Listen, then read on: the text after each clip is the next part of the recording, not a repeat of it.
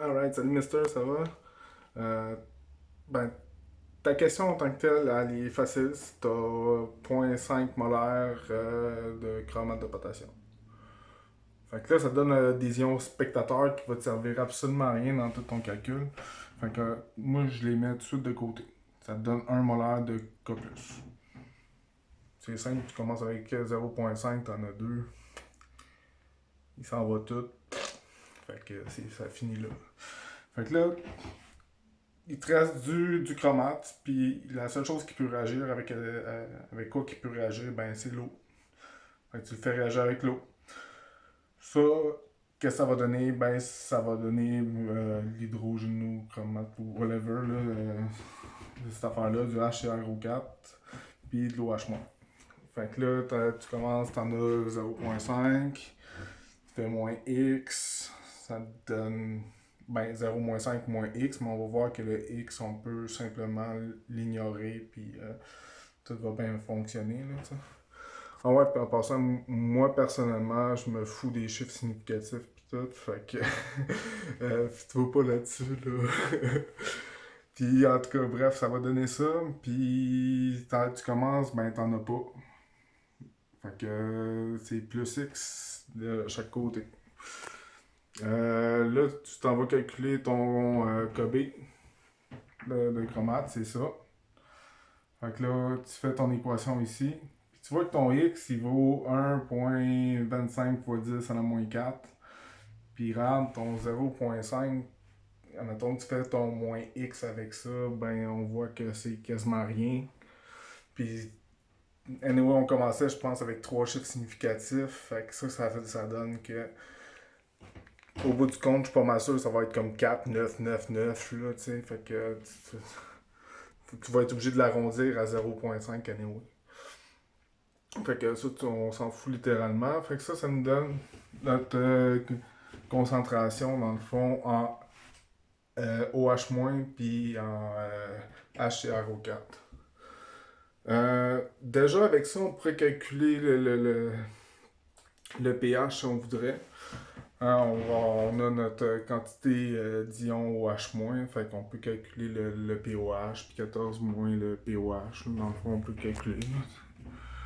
Moins log 1,25 fois 10 à moins 4.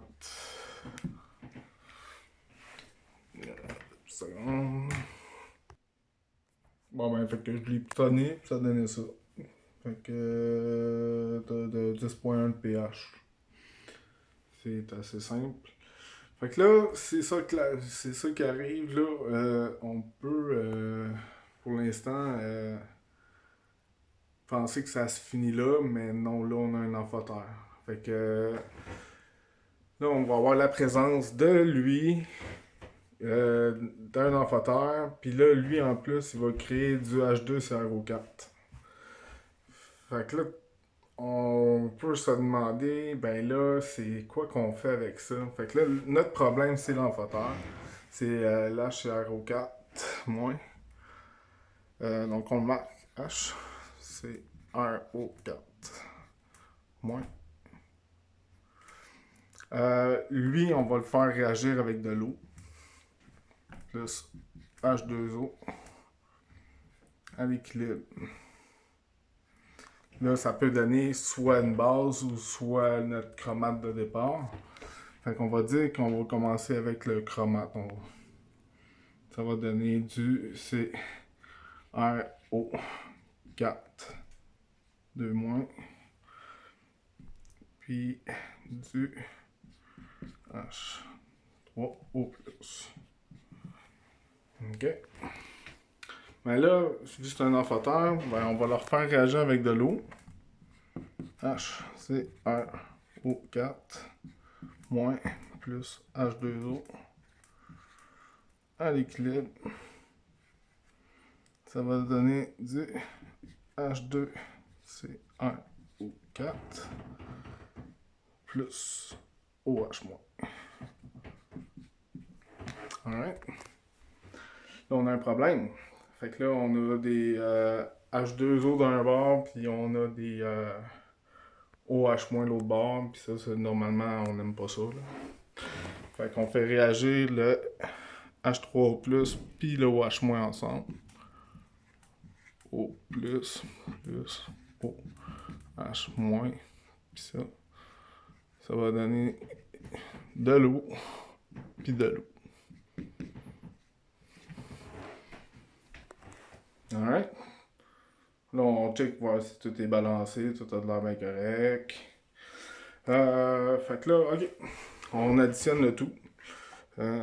On est là comme ça, puis on se dit l'eau s'annule. Ça s'annule. Ça s'annule. Fait qu'il nous reste HCrO4- plus HCrO4- à l'équilibre avec du CrO4-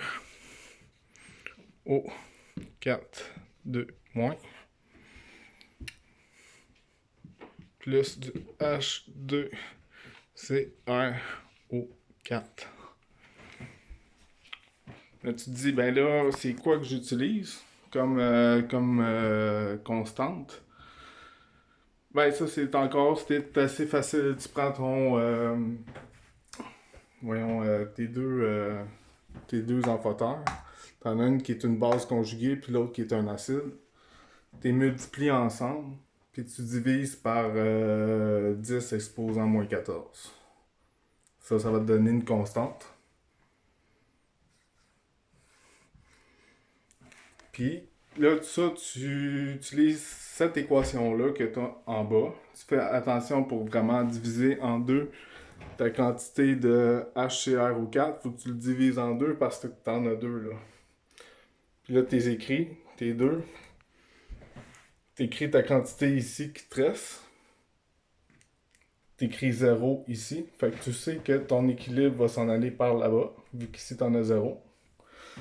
Fait que tu n'auras pas le choix de te déplacer par là-bas.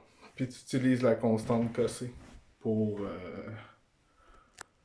calculer dans le fond tes différents ions. Fait que tu vas avoir vraiment la quantité de chacun des ions qui est présent.